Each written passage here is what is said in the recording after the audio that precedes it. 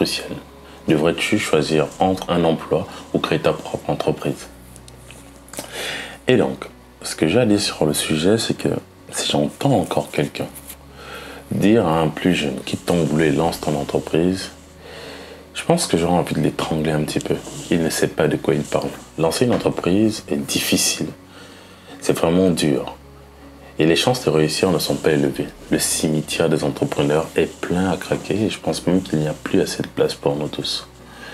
La raison pour laquelle je le dis, c'est simplement parce qu'il n'y a rien de mal à obtenir un emploi pour commencer. En réalité, ce que tu dis, c'est que tu veux sauter les étapes.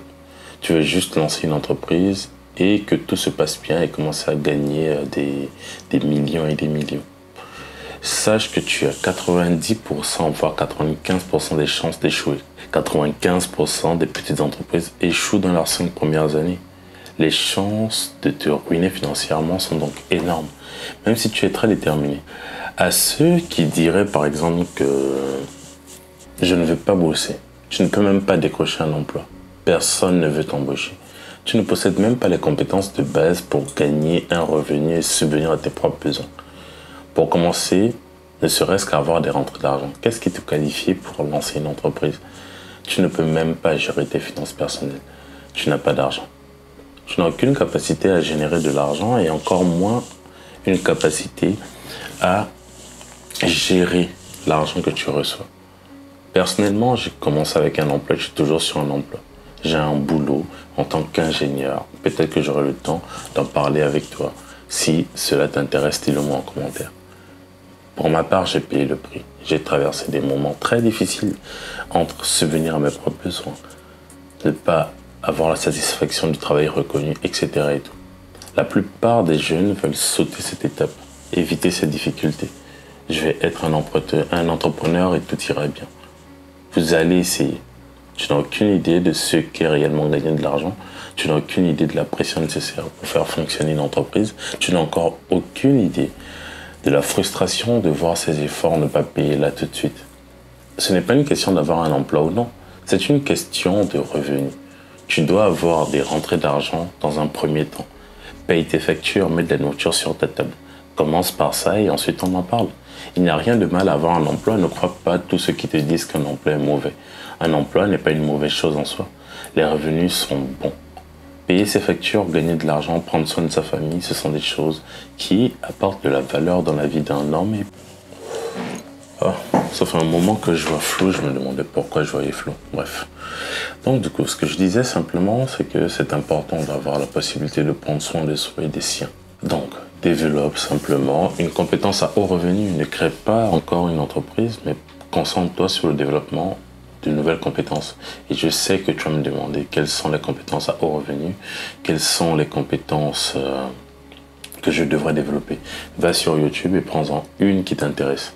Je ferai des tonnes de vidéos là-dessus, alors abonne-toi, on aura le temps d'en parler ultérieurement sur les compétences à haut revenu aujourd'hui parce que les temps ont changé, le contexte n'est plus le même. Donc, peux-tu au moins faire cela? Peux-tu taper et chercher, faire cela dans un premier temps? Les compétences à haut revenu que tu pourrais développer selon le type de ta personnalité, selon tes forces naturelles. Fais cela dans un premier temps. Développe une compétence à haut revenu, simplement gagne tes premiers zéros, tes premiers dollars ou tes premiers francs CFA.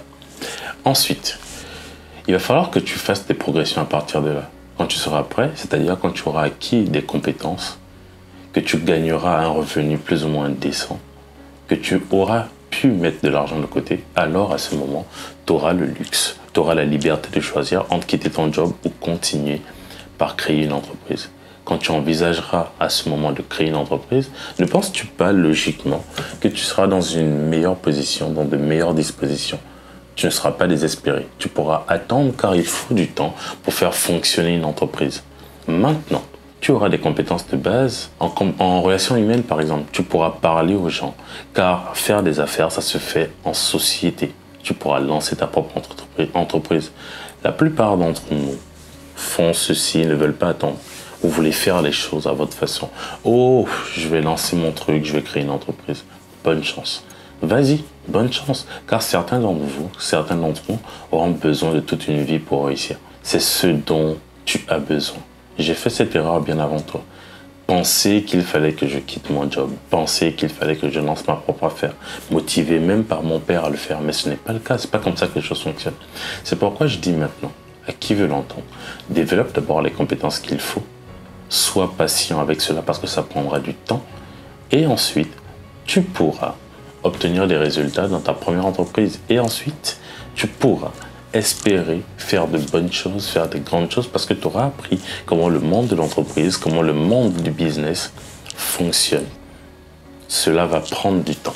Ça te prendra probablement 10 ans pour changer ta vie du jour au lendemain. J'adore cette phrase, je l'ai entendue, je ne sais plus où, mais elle est tellement factuelle, elle est tellement réaliste, qu'au final, on se pose la question, ça vous prendra du temps.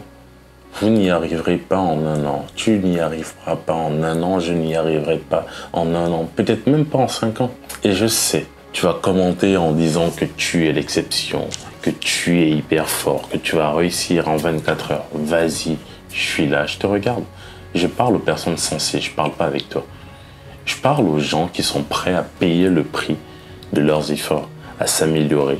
Pas à regarder des vidéos de motivation sur YouTube ou regarder celle-ci, mais vraiment mettre la main à la pâte, mettre la main dans le cambouis et faire les choses. Je parle pas des rêveurs simplement, bien sûr que c'est important de rêver, mais je parle des gens factuels qui prennent conscience que la réalité veut que ce soit difficile, parce que si c'était facile, tout le monde, mais vraiment tout le monde, le ferait. Une fois que tu as acquis les compétences nécessaires, une fois que tu as acquis l'expérience sociale, une fois que tu as acquis l'expérience en entreprise ou l'expérience dans le monde de l'emploi, parce qu'il n'y a pas une grande différence entre entreprise et entrepreneur. Pour conclure cette vidéo, je dirais que la solution vient de toi. C'est à toi de choisir si est-ce que, par rapport à tout ce que j'ai pu dire plus haut, par rapport à tout ce que j'ai pu déblatérer, déblatérer c'est un peu péjoratif, mais par rapport à tout ce que j'ai pu dire, est-ce que tu penses que tu devrais quitter ton emploi?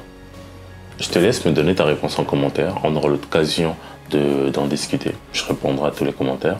En attendant, je te propose de regarder cette vidéo qui s'affiche ici afin que tu puisses progresser. Peace.